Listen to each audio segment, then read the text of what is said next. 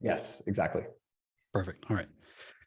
Awesome. So let me minimize this. So let's see. Hopefully I can hide this thing. Oh, well. So yeah, so this is about a package that I've released called WebAuthnComponents. I'm calling it early beta, but this is a package designed to simplify passkey support in Phoenix LiveView applications. So since I didn't introduce myself earlier, I'll quickly just give you the TLDR. That's me. That's my goofy face on the left side there. I'm a software engineer at Smart Logic.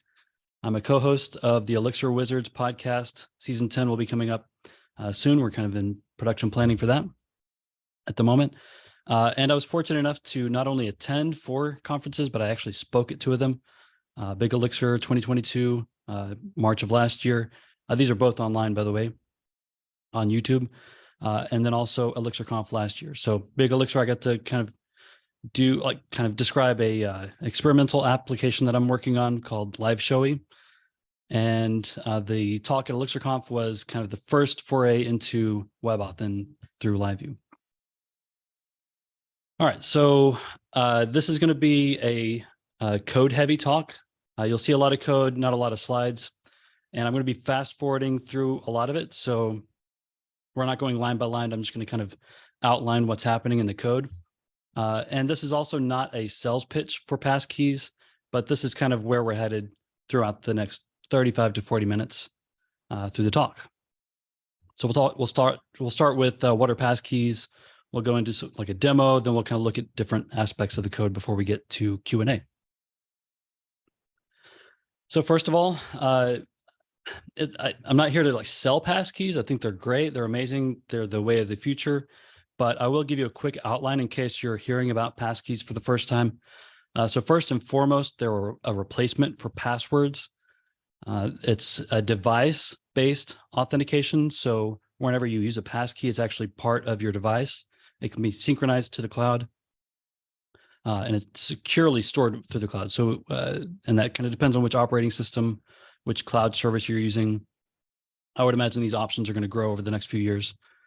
It's typically implemented as a biometric ID. So we're talking Touch ID, Face ID. If you're on a Mac or an Apple product, Android has similar kind of versions of that. Could also be a PIN or a password that's kind of tied to your operating system instead of every single site. It's resistant to phishing. It's resistant to credential stuffing. You'll see different companies over the past few years have kind of like called it different things. I think these are all describing the same technology though. So you might see passwordless, userless, loginless, all kind of talking about passkeys. But under the hood, it's all implemented on top, or it's kind of an implementation of the WebAuthentication API. The distinction is that, did I skip all my slides? Oh yeah, so just one second here.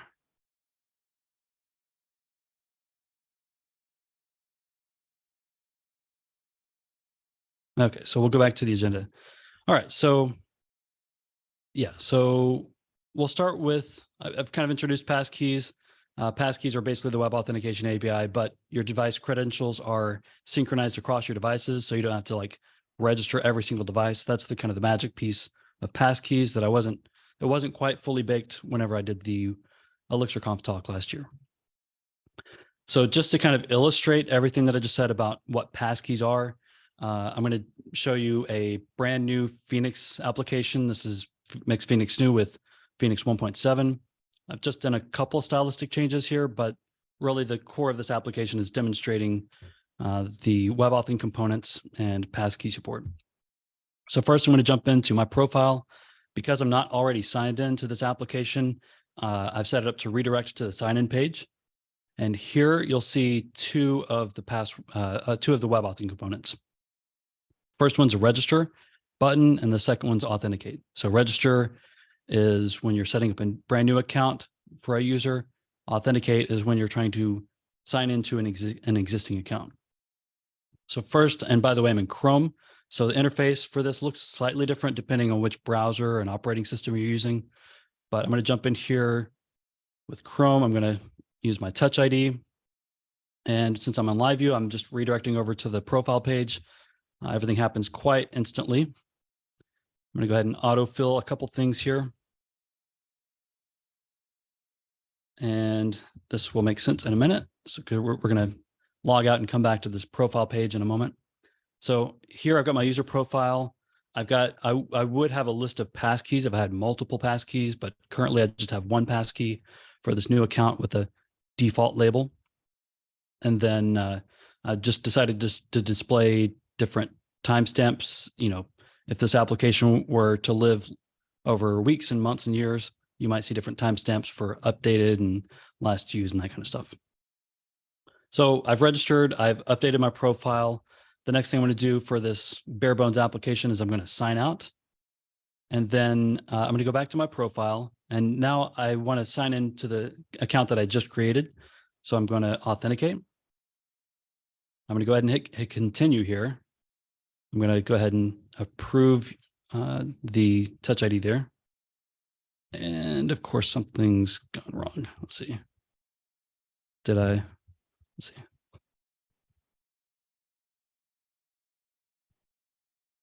Well, leave it to the demo for everything to stop working. Let's see. All right, I'm just going to refresh the page. If it doesn't work this time, we'll just pretend that it did. Okay.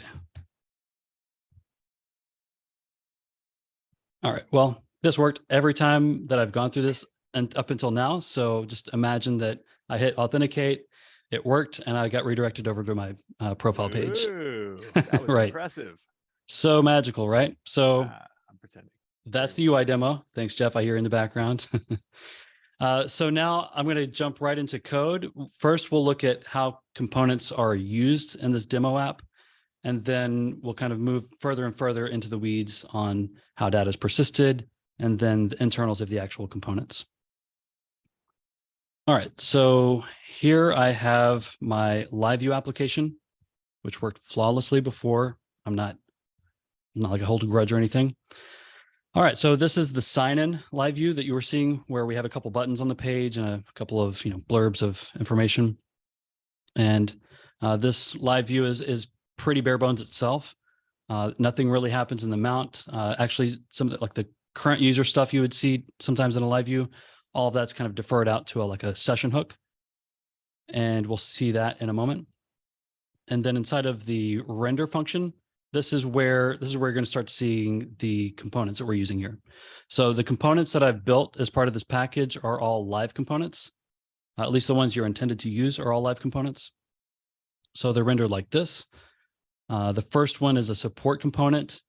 We have a token component, and then the buttons you actually saw on the page were the registration component and authentication component. And both of these visible components actually take a CSS assign, so you can pass in whatever Tailwind or class-based styles you want to provide to the components. Otherwise, they're just raw HTML buttons. And by the way, these two components, we'll dig into the details in a moment, but these are invisible components that are required for kind of special use cases. So we'll get back into that in just a moment. All right, so the WebAuthn there's actually a lot of kind of communication back and forth between the components in the parent LiveView and also the components and the client through Phoenix hooks. So if you're implementing these components, there's a handful of messages that the components will send to the parent LiveView, and you'll implement these handle info callbacks for each of those messages, depending on which component you're using. Here, I've kind of put them all together in one LiveView. You could kind of separate them into like a registration LiveView or an authentication LiveView if it makes sense to do so in your application. But this is kind of a kitchen sink approach where everything's in one place. So the first callback is from the support component. We have a message, which is Passkey supported. It has a Boolean value. And if Passkeys are supported, there's nothing really to do here because we only really need to display something to the user. If Passkeys are not supported, we would probably show an error message and maybe redirect to a basic authentication page if we were kind of supporting both for a while. We've got a registration successful message that comes through from the registration component. And this is where your parent LiveView will be responsible for kind of persisting the user that was registered, setting a token and passing that to the token component, and handling and displaying any errors to the user. Again, I'm not going line by line here. I just want to kind of give you the overview of what's required for implementation here. And then I've got a couple callbacks just for registration and authentication failures. Those are really just for, the way I've implemented them here is just putting a flash message on the page, but your application may do something different with each of those messages. Then whenever the authentication component has, whenever the user has successfully hit Touch ID, whenever they click that authentication button, the final step from the authentication component is it sends this message to the parent LiveView that, hey, I've found this, we have a credential with this user handle. So your parent LiveView would need to kind of look up the user with that. And assuming you get a valid user or user key, if you kind of follow my pattern, then you'll send some updates back to the component. And there's kind of a little bit of a dance between the component and the LiveView during the authentication process. And actually the last step of the authentication component would be authentication successful. So at this point, you would generate the token, send that back to the token component, and assign the user to your socket. And then I'll jump quickly into the token messages here. So we have the first one here that's handled by the parent LiveView is token exist. So this is a message that's passed up to the parent LiveView through the component whenever the browser already has a token saved in session storage. So your parent LiveView would kind of decode the token, validate that it's associated with the user, it's not expired, and so on. That's all happening in this context here. And then assuming it's valid and we have a user that's returned, then the user's already signed in. There's no reason for them to be on the sign-in page. So we navigate over to the profile page. If somehow, like maybe the user went back too many times or whatever. Otherwise, if we don't have a valid user with this token, then we tell the browser to clear the token through the token component, and we just kind of leave the page where it is. Once registration or authentication is successful, the parent LiveView tells the token component to save a token. And so the token component will validate the token to make sure there's no manipulation between the client and the server. And your parent LiveView could do the same thing here. So I'm decoding the token. I'm also making sure that that token does return me a valid user, so I can, put them in the socket and also navigate to the profile page. Otherwise, if it's invalid in any way, I'm going to clear the token and stay on the page. And then I've got a couple more here. Token cleared means the token's cleared. There's nothing really to do there except for clear the current user. And then if an invalid token is reported by the component, this application just needs to log it and puts a flash message on the page. Your application might do something a little bit different there. So we're not going to all the helper functions, but I do have this pattern that I use in most of my components and also LiveViews, where they will handle an error message. And then also I have kind of a fallback implementation, which will handle any other events, because I don't really want my LiveView to crash. If we have some unhandled or invalid events, I just want those to be logged so that I can inspect those later. All right, and then the sign out component is quite a bit simpler. So whenever it mounts, it interacts with a token hook. So it pushes an event over to that hook called clear token with a kind of an empty map. And then this is what the HTML looks like on the page. So we just kind of render this big signing out text on the screen so that the user sees that something is happening. But this one only interacts with the token hook. You could use a token component here. But this is just a kind of a proof of concept for kind of getting data into the component, or into the hook, I should say. So once the token, or once the hook replies that the token's been cleared, we clear the current user and redirect over to the landing page. All right, so here I'm going to jump into the router. So in the router, we have our page controller, which is where the landing page lives. We don't really need a current user for that. We're not rendering the nav bar, at least in this application, on that page. But on the sign in and sign out pages, we do need to at least have the current user assigned. So here I'm using live session. And whenever any of these live views mounts, we're using this user hook, which has a assigned user kind of function inside. We'll see that next. And then whenever we reach the profile page, not only do we need to have at least a current user assign, we need to make sure that that assign contains a valid user. So we have two hooks that are being kind of used in tandem to kind of require authentication on the profile page. So what does that look like in the code? First of all, whenever we call assign user with an existing user already assigned, there's nothing to be done. We just continue the socket. Otherwise, there's a kind of a multi-step process where we're checking if we're connected. We're grabbing the socket params from the app.js. As long as we get a binary user token out of those params, then we take that user token and try to find a user with trying to find a valid user with that token. If all of that is successful, then we assign the current user. Otherwise, if we're just not connected yet, we kind of just sit here and wait. If we have an invalid token, then we're not doing a lot of redirects here. This was kind of tricky to get right. I did have redirects in just about all these cases before, but then I wound up with redirect loops, which is not fun.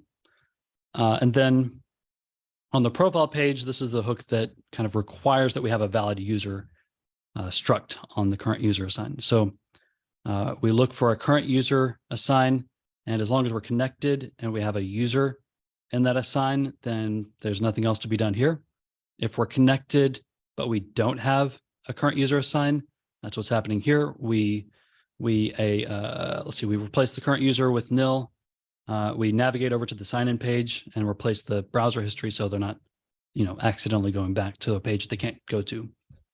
And then otherwise, anything else just kind of results in continuing the socket with an empty current user.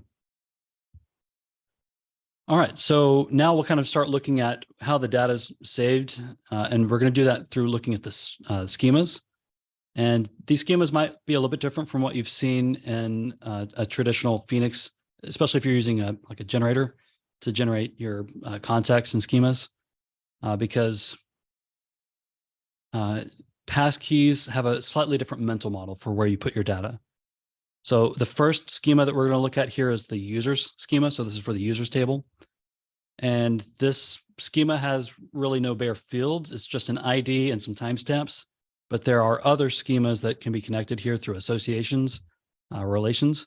So a user may have multiple keys that may have multiple tokens. And at least in this application, they can have one user profile. And we won't dig into the change set, but it does validations. It will cast a couple of things here. And then if we look at the user profile, this is where I'm keeping the email, username, and name information. If this was a fully fledged application, you could imagine probably at least a half a dozen more fields living in the profile. But each profile is associated with the user. And of course, it will have some validations if we're passing data through the change set. And then where we start to see the web authentication or the passkey data is inside of the user key struct. So here, and by the way, I'm using binary IDs just because I guess that's my preference. But under the user keys table, we have a label field, which has a default label of default. If you set up a new key with no label, then it has a default label. And then these other fields are going to be represented as binary in the database. So key ID is just a raw binary. User handle is also raw binary. Public key is slightly different. It's actually a map that gets kind of encoded and decoded through this COAS key. Custom ectotype, which is actually provided by the WebAuthnComponents package. So all it does is it kind of encodes and decodes that data. Well, we could look at that later on if you have questions about that.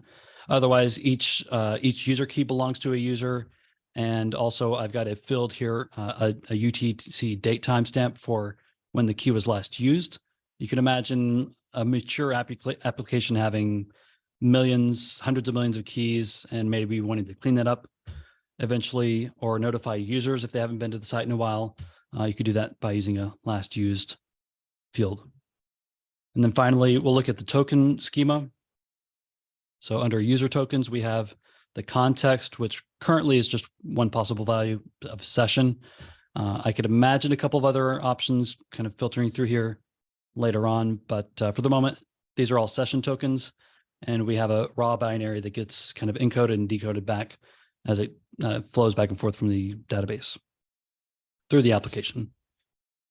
All right, so that is the database storage, and I'm going to show you, I think I may have to kind of, you know what, I'm going to restart my server and see if that fixes the authentication problem. And then we'll see. If not, then we'll just fake it till we make it. All right, I'm going to hit authenticate. I'm going to, there we go, Touch ID, which maybe worked. Okay, well, it didn't redirect. I'm not sure why. So I'm going to go ahead and register a new user just so I can show you where the token lives. So inside the browser, the components are setting the token inside of the session storage. There's a distinction between session storage and local storage if you're not familiar with the JavaScript side of things. So session storage means that this value will live here as long as the user has some tabs open in their browser. If they close all their tabs, close the browser, or if they clear their cache and cookies, then this token is going to be cleared from the memory. So under the session storage, I have a user token value here. This is the value that's in the database, but it's kind of base64 encoded, so that it can be passed back and forth across the WebSocket. And then if I was to delete that token, it would force me on the next page load. It would redirect me over to the sign-in page. But I'm going to sign in. I'm going to sign out for now. I'm going to show you that the user token was cleared. And then if I go to my profile page, it's going to redirect me back to the sign-in page. And finally, I'll show you kind of where the passkeys live on the user side of things. So because I'm using Chrome, the passkey, in this case, the two passkeys that I've registered now live under Chrome settings and passkeys. You can also just search for passkeys here in the search bar. And you'll have to do a couple of clicks to get here, but this is where you'll see a list of passkeys that you've registered for different sites. I guess if you had a long list in a few years, you might be able to search and filter these. But for now, I've only got two passkeys registered on this browser for localhost.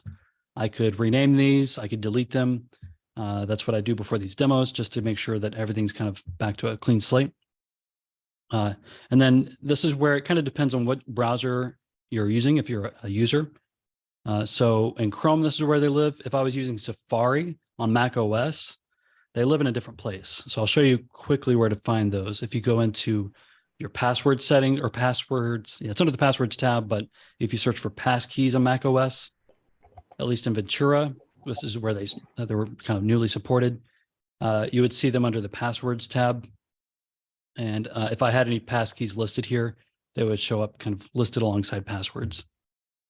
So similar interface. There's a couple more things you can do inside of macOS, but I don't think your users would actually be doing any of that kind of manipulation inside of the OS. All right, so we've looked at component usage, data persistence. Now we're going to jump into the source code for the component internals, so you can kind of see a little bit more in depth what's happening with each of these components. We have 4 components that your application might use if you're using WebAuthNComponents. So the first component here is the support component. So it just kind of adds a fallback ID in case there wasn't one provided by the parent LiveView. Don't think that's possible, but I've added it here just in case.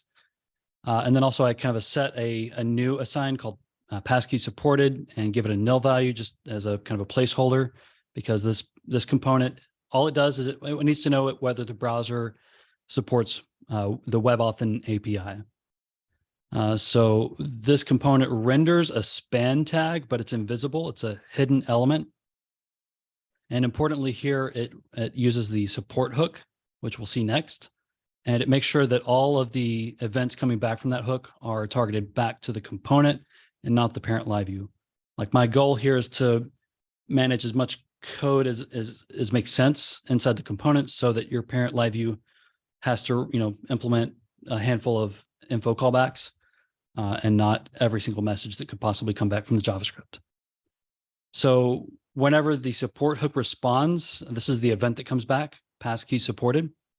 And this is the, it comes back through Elixir as a map. You'll see an object on the JavaScript side. And this is a Boolean. So as long as we get true or false, we send the parent a message that Passkeys is supported, either true or false. The parent LiveView can disable the registration and authentication buttons if Passkeys are not supported. It can render a message to the user if Passkeys are not supported. And then also it just kind of assigns that to the socket here. Other than that, any other event that might come back from the support hook would be invalid. So we just report that as an invalid event up to the parent LiveView. All right, so here's the JavaScript for the support hook. And so this line here on line 5 is where you detect whether WebAuthn or the Web Authentication API is supported on the user's browser. So basically what we're looking for is a credentials key inside of the navigator object in JavaScript. So if we don't have that, then it's not supported. In this case, we're just putting an error in the console in case you need to do some IT support later on. Otherwise, like either way, we're pushing this back up to whichever component's using the hook as this big supported object here. So this one's as simple as it gets. Inside the token component, things start to get a little bit more complicated. So inside the mount hook, again, we make sure we have an ID. We set a nil value for the token that's going to be stored throughout this process. And the token component has its only responsibility is for receiving, setting, clearing, and reporting tokens back to the parent LiveView. So this is kind of a middleman between your LiveView and the browser.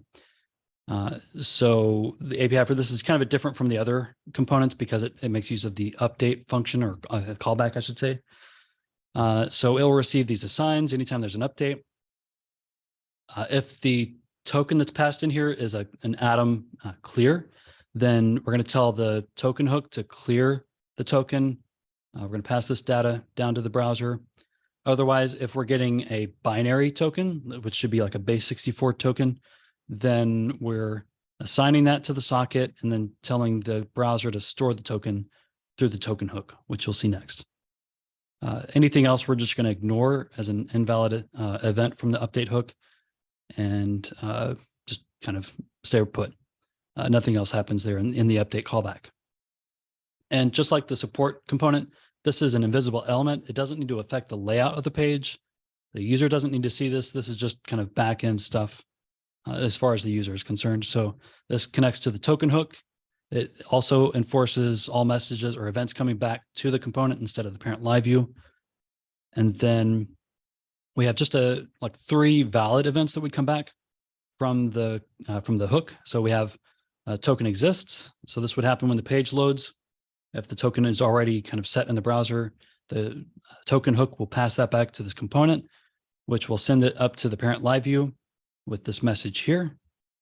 Whenever the token has been stored successfully after registration or authentication, then we have this event here.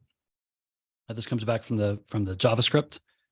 And here's where we're kind of doing our first round of validation. If the token from the client matches the token that we saved from the parent LiveView, everything's good to go. We can report that the token was stored back up to the parent LiveView. Otherwise, we have an invalid token. Maybe the users have all these extensions. I mean, I have a couple of extensions as well, but those things can kind of manipulate data going across the wire. I don't know if this is a known vulnerability, but it's at least one that's possible in my mind. So this component validates at this level. And also I would recommend your parent LiveView would do the same thing. It would kind of validate, it would do a user lookup for the token component or for the token. Otherwise, if the event coming back from the client is that the token has been cleared, we should have a nil value here, and we'll report that back up to the parent LiveView, which can redirect or do whatever. Anything else is going to be an error or just an invalid event that gets kind of dispatched back up to the parent LiveView as well.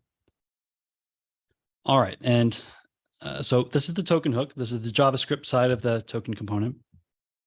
So the first thing it actually does is it pushes the user token up to the component, and it also kind of establishes a couple of event handlers for the store token and clear token events that we just saw. So once this hook mounts, it will check session storage to see if we have a user token. And if we do, then we push this up to the component. That's all it does. And then whenever we're storing a token, we're setting an item here. We're just kind of passing the component into session storage, logging an info message here, and then reporting that token back up to the component. And then the clear token is similar, it's just kind of clearing the token instead of putting the token in session storage. So assuming nothing gets manipulated in the way between the client and the component, we're good to go. There are error handlers here just to make sure, those are reported and, logged successfully in the component or the parent LiveView. All right, so now this is where we get a little bit further into the weeds. So this is the registration component where we're creating a new user account. And by the way, I do see some chats. I will catch up with these after I'm done, once we get to Q&A. So inside of the mount callback for the registration component, setting some assigns here. We won't go through each of those. So here's where I'm using kind of an internal functional component. We have a button component that I built.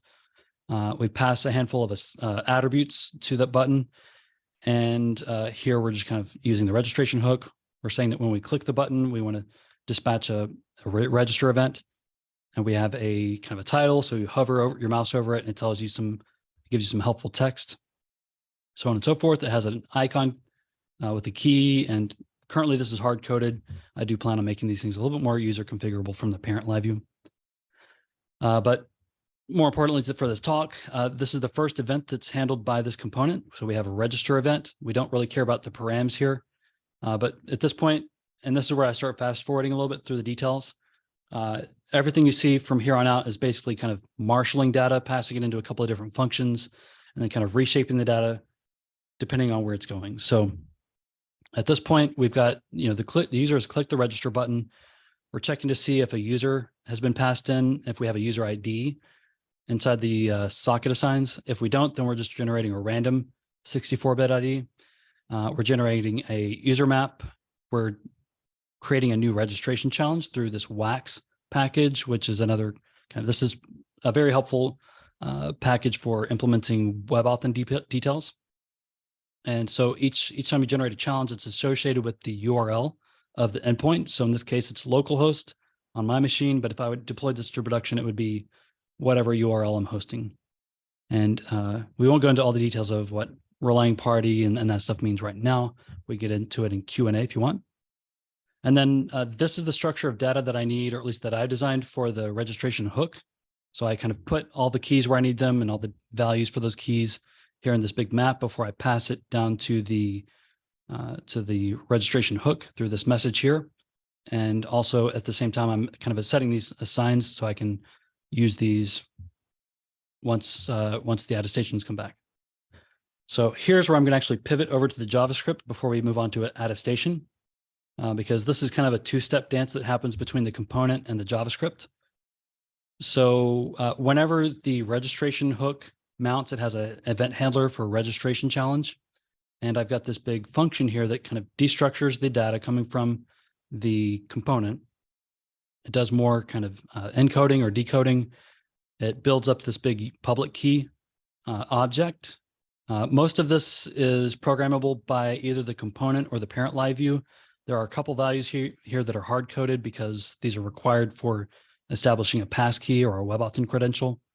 And here, because this is a passkey implementation, I'm preferring or requiring a platform credential, which means like Face ID or Touch ID, instead of like a plug-in USB key. But this could change in the future. And then this is the first time we actually call the WebAuthn API. So earlier in the support component, we detected that this was actually supported by the browser. And this is a what do you call it? A promise in JavaScript. So I'm using async await so that I can kind of cleanly handle the responses here. So as soon as we call navigator credentials create, we pass this public key object into that function, or I guess it's a method in JavaScript land. And once we receive the result of that, the rest of this is just destructuring and kind of, or I should say, marshaling the data around into a different shape so I can get it back up to the to the registration component. And so this is the next event we're going to look at in the component. It's a registration attestation. All right, so the client has sent up this registration attestation event. We have a payload here. So first thing I do is I grab the challenge and the user handle out of the socket assigns.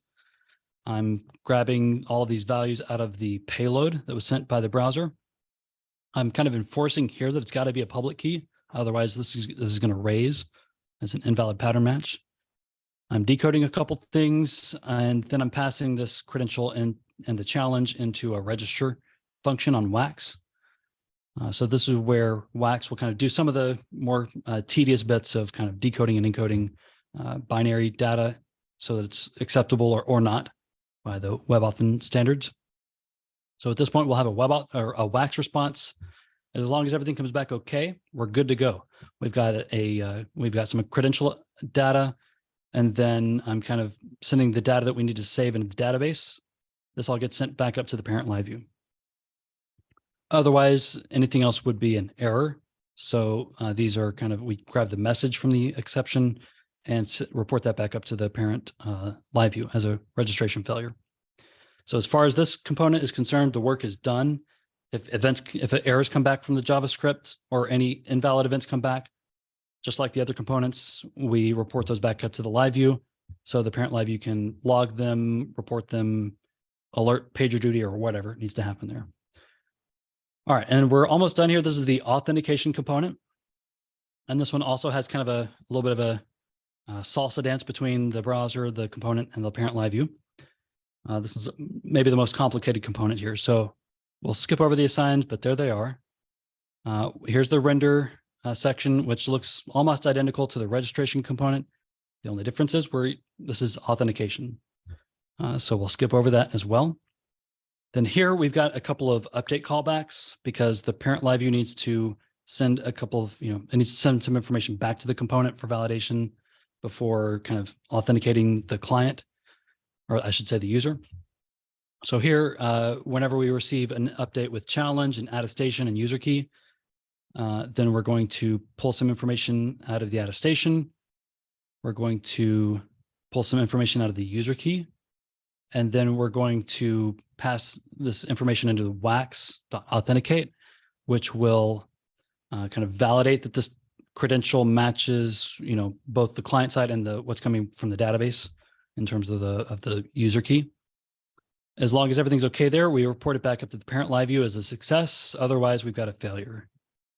And we'll skip over this other update callback. It's just kind of assigning any other assigns. All right, so there's only two valid events that would come back from the JavaScript or from the component itself in this component. So we have our authenticate event. This is the user clicking the authentication button. So again, data marshaling, and then we're sending the challenge. We're assigning that to the socket and sending the challenge data map over to the JavaScript so it can kind of process it. So we'll jump back in here as well. So inside of the authentication hook, we've got this event handler for authentication challenge. And this is the function that implements that. So again, we're kind of marshaling data, marshaling more data, putting it, the public key is a slightly different shape for authentication compared to registration. And here, the API for this is navigator.credentials.get. So we're not creating a credential, we're trying to get an existing credential. So here we've got our public key object that we've set up. And then if this comes back as a success, then we're just marshaling more data, encoding and decoding things, passing it back up to the component. If anything goes wrong here, I've wrapped everything in try-catch blocks in JavaScript. So any errors would be caught and logged both to the console and sent back up to the component, which will kind of defer it back up to the parent LiveView. So at that point, we have an authentication attestation from the client. We kind of move the data back around into the shape that we need it, do a bunch of decoding. We build our attestation here, and then we tell the parent LiveView we need to find credentials for this user handle. So the user handle is basically the user ID that's stored inside of the device credential. So at that point, we're kind of saving our attestation. and then the parent LiveView will find credentials and kind of take it off from there. I think that wraps up the code. And I haven't been tracking time, but I think we're doing pretty good. So I think I've got one more section here before we get to QA. So I'll talk quickly about caveats and considerations. The first one being support. So if we jump back into the browser here, I'll show you that the WebAuthn API that everything is built on is widely supported. So globally, we have, I would say, I think this means 94% support globally. So who doesn't get to use Passkeys and WebAuthn? Well, Internet Explorer users, which probably are not using your LiveView application anyway. There are a couple of small kind of notes you might want to pay attention to if you have a decent base of Firefox users. But even the mobile applications have very wide support, one exception being KaiOS. And I guess Firefox for Android also has a couple of notes about support particular types of like devices or whether or not they allow you to use a PIN when you're registering. Other than that, I guess if you're implementing Passkey support, so I would say it's ready for production. The components are, I would say, in beta stage. So maybe not ready for production in terms of the component usage, but I would say you could start kind of rolling this out in staging and kind of getting some user tests if you want to try out the components. And I would point you to, if you want to better understand what Passkeys are in more depth, the first place I would look would be the FIDO Alliance. So this is fidoalliance.org. This is the kind of the, I don't know if it's nonprofit or whatever, but it's a kind of alliance of larger companies that are kind of building all the underlying technology to support Passkeys. And most importantly, I think most of your questions about Passkeys would probably be answered under the FAQ section. So they kind of go through what are Passkeys, what if a user sets it up on one device but not the other? How's this better than multi-factor authentication? I can answer some of that in the Q&A, but I would definitely take a look at this as a kind of a more robust resource for those answers. So I think that covers most of the caveats I had in mind. Finally, before we get into Q&A, I'll point you to where to find the components and some source code. So in Hex, this is publicly available. You can search for WebAuthn_components. That'll take you to this package. There are some other WebAuthn packages that are not necessarily, I don't think they're live components or anything. They're more like lower level implementation stuff. I've got a few iterations over the past few months. And let's see here. So that's the Hex package. If you want to see the source code, it's under my LiveView organization, which hopefully I'll have some more information about that later this year. But this is where you'll find the source code that we just saw for the components themselves. I did spend, I think, a decent amount of time building array graphs for the first time. So I tried to illustrate kind of the flow of information between the browser, the component, the LiveView, and in this case, the LiveView and multiple components. These are ordered, sequentially as well. So I hope these make sense. You'll see illustrations for each flow here. If there's anything we can improve, definitely let me know. And then if you want to see the source code for the demo app, the Phoenix application, I've got a separate repo for that, WebAuthnComponents demo. These are both under the LiveView organization.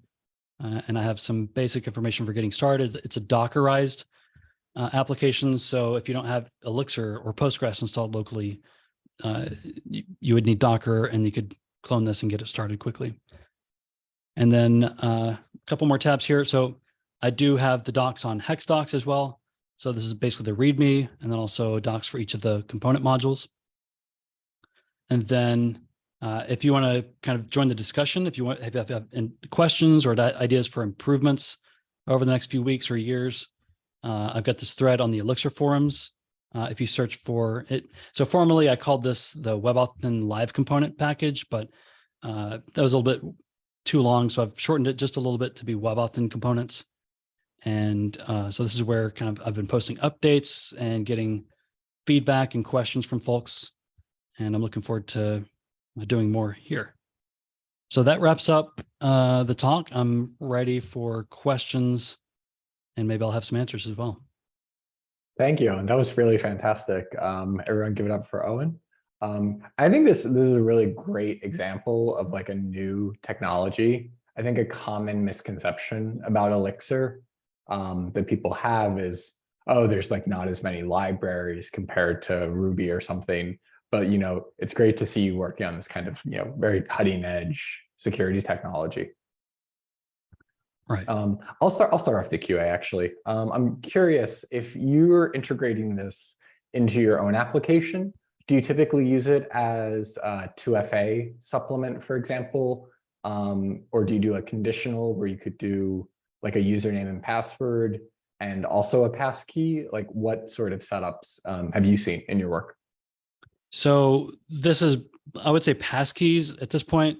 They're like, I would say we're gaining adoption at the operating system level. So you might even think of it as like bleeding edge right now. I don't think there's a lot of applications using pure passkey registration and authentication yet. Currently, if you're interacting with WebAuthn or if you're implementing WebAuthn, you're probably setting up multi-factor authentication. So you're probably adding it onto your username and password login process. So for that, you're probably, like say after you enter your username or email and your password, you're probably prompting the user for like a security key or maybe Touch ID on their device, depending on how you configure it. And so those are like the highest level of security for a password-based account. Passkeys replace the requirement of having passwords at all. So yeah, if you're kind of implementing this on an existing application where you already have passwords, there's a couple of approaches you might take. I think it depends on your user base. If you're launching something for developers, maybe you can kind of nudge them over to passkey authentication instead of password authentication. If you have a more traditional user base, you're probably either kind of adding this as a layer on top of password authentication, or maybe kind of more gently nudging people over to passkeys. I think it really depends on kind of your user base because it's a question also for your organization as far as customer support. If someone runs into a problem with passkeys, like maybe they're switching from iOS to Android and all their passkeys are in iOS, you would either have to kind of point them to some docs or some blog articles or something on how to migrate those. 1Password, for example, is building support inside of their application. So it doesn't matter which operating system you're using or which device ecosystem you're in. As long as you've got 1Password, you would be able to use that as your passkey device instead of syncing the credential into your Apple account or your Google account, for example. But yeah, typically WebAuthn as of today is like a layer on top of passwords. That makes sense. So passwords are still around for the moment. This seems like a future technology or a future development. Right. I think like I would love to see developers implement this where it's, where it makes sense to do so. And absolutely, like the security here is, I don't know, I'm not a security expert, but I do know that you never want to say something is 100% secure. But having that said, like this is a highly secure API and protocol. So these credentials are kind of locked to the domain where they're registered or where they're created. They can't be used across domains. So like your user can hit Touch ID on one site, and if they use Touch ID on another site, they have an entirely separate credential under the hood. So there's no worries about phishing or credential stuffing with this approach. Yeah, that's very accurate too. I've seen reports of organizations deploying technology like this and seeing their phishing rates just go down to zero or close to zero. Right. It's a huge problem in cybersecurity. And it's funny because there's this tendency you see for people working in cybersecurity to sort of blame users for, being phished or something. When really the solution, it seems like, is a technical development like this, where Absolutely. it's just not possible anymore. Yeah, 1 or 2 users being hacked is maybe that's a user's problem, but thousands, millions of people being hacked on a daily basis, I think that's a system-wide, problem. So Yeah, and the reason WebAuthn I think came along was because of vulnerabilities with SMS and one-time passwords. So this is a long evolution of security in terms of account credentials. So, you know, we've all known that usernames and passwords have been vulnerable for probably decades. Some of us have known that longer than others. So there's been an evolution of encryption methods for passwords, but even the most secure of those can be compromised through rainbow tables and some other stuff I won't get into. So then comes along SMS authentication codes. So you sign in with your username and password on your site. And if you've added your phone number to that account, they send you a one-time code on your phone. The problem there is that someone who really wants to target you and get access to your accounts for whatever reason, they can, once they've compromised your account information, if they have your username and password, they can also impersonate you and call the phone provider to hijack your phone. So they also get that one-time code on the text message. So that's no good. Then we have the one-time password codes, which, you know, the way that works, I think we're mostly familiar with that. After you enter your password, you hit OK, and then you're prompted with a one-time code that you need to enter from an app on your phone. The problem there is that a bad actor could kind of redirect you to a page that looks a lot like Google, and you think you're entering that one-time password code into a Google site when it's actually like a fake Google site, and then they've got access to your account there and possibly other accounts if you're reusing passwords. So those have been kind of half measures, or I mean, I don't know if that's like a throwing shade at those measures, but like they haven't, you know, solved the problem completely. I'm confident that passkeys are a much better implementation. You know, it remains to be seen with time whether this is, you know, 100% hack proof, but the bar seems to be much higher for compromising an account with passkeys. I don't know if there's any proof of concept that they could be hacked yet. For sure. Yeah, it's like any new technology is, you know, there's trial periods. Does anyone else have questions? This is Q&A, so I do want to open it up to the audience.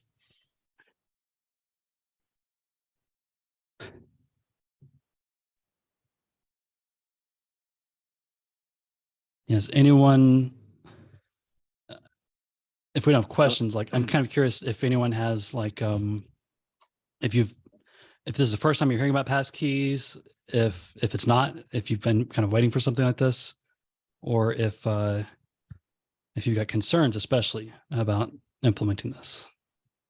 Yeah, I mean, I was just gonna sort of turn back at you in the sense of saying like, yes, I've definitely heard of passkeys. I was aware that stuff was sort of coming down the pipe, as it were. So that's why I was really excited for this talk, because I was like, oh wow, like there's already someone's actually like already implementing this for Elixir. That's amazing.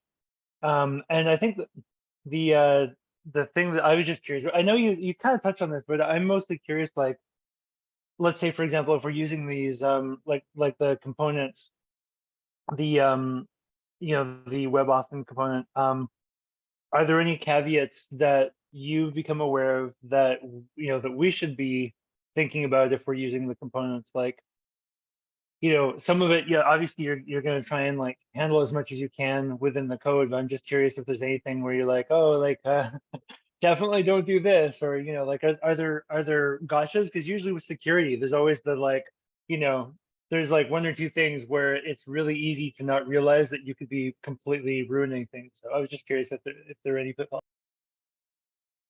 That's a good question. I don't like, are there any foot guns implementing passkeys is like one way of saying it. So like, am I going to like hurt myself by doing this? I mean, I don't think so. Like, so the user interface, you know, when the application works, unlike it did today, it's straightforward. Like you hit the button, you hit Touch ID, and you're off to the races.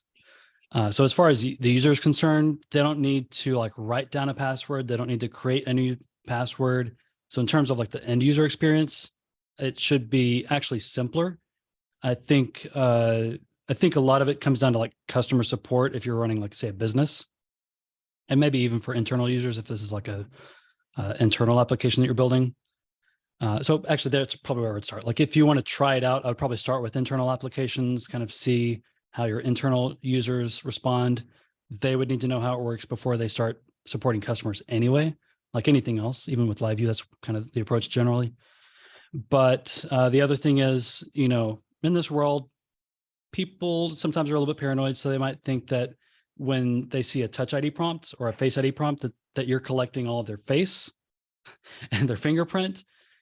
So your documentation for users would probably need to address that in some way. Like whenever you sign up for an account or sign into your account, we're not collecting your fingerprint and face scans. We're just collecting some or whatever you want to say. It's like some cryptographic information, but like kind of paraphrase that into user terms so that they're not they don't feel like you're extracting their soul or something. But as far as like technical gotchas, there were plenty. Like when I was implementing the components, first I had like all these jammed together as one big component for like a Passkey component. That made it very difficult to understand what was happening, extremely difficult to test. I kind of gave up for a while. And on that note, with tests, and maybe Jeff knows all the answers here, but there are some limitations that I've found with testing these components because they're so reliant on JavaScript hooks. And I would need to brush up on JavaScript testing to test at least the JavaScript side fully. I do have some tests written for the components where I test the things that I could understand how to test. But they could be more fully tested with maybe a little more time. But so I recommend just looking at the code here if you want to kind of dig through the test. I'm definitely welcome to improvements on test from anyone who understands what's going on here and wants to and wants to help out. So nice. It looks like Richard, you have your hand up. Yeah, on the security side of thing, the current implementation, I guess one of the gotchas is that if there was additional code, uncontrolled code running on the page, the session storage and local storage are accessible to that code, and the web token could probably be extracted through that. Or not, maybe not the web token, but the session token. So that's a potential issue. There are a couple ways around it. If you're using traditional cookies can be set such that they're not accessible through JavaScript. They're only passed on the HTTP requests. So it's an acknowledged issue, and this current one could potentially run afoul of that. Yeah. There is something called the content security policy, which can be used to lock down what JavaScript can run on a page. And it can be a little tricky to work with that one sometimes, but it is, in this case, it may be something worth looking at, particularly if there can be any kind of usable user-edited content, or if you have any kind of stuff that you're including into the page that's not in your build, like Google Analytics, for example. If you're pulling in that library, that's an area. But that's one thing that has to be watched for, is that because some of the information is being stored inside of JavaScript, if there is hostile code on the page, it may be possible to break the security through that way. And that's okay. Yeah. That's a good call out. So like, that's what I'm worried about, is extensions or third-party packages kind of intercepting tokens and that kind of thing. So I took a fairly naive approach here of just encoding and decoding the token as raw binary into the database.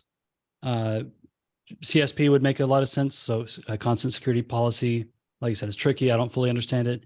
So setting cookies and LiveView, I think, is tricky. Like setting and pulling information out of cookies. I think I'd have to dig back into the docs for that. Another approach might be to use bcrypt on the token or something, so that it can't be decrypted by a third party. I don't know if that would work or not, but spitballing here. But that's a good call out. I would, definitely make a couple notes on checking into those things.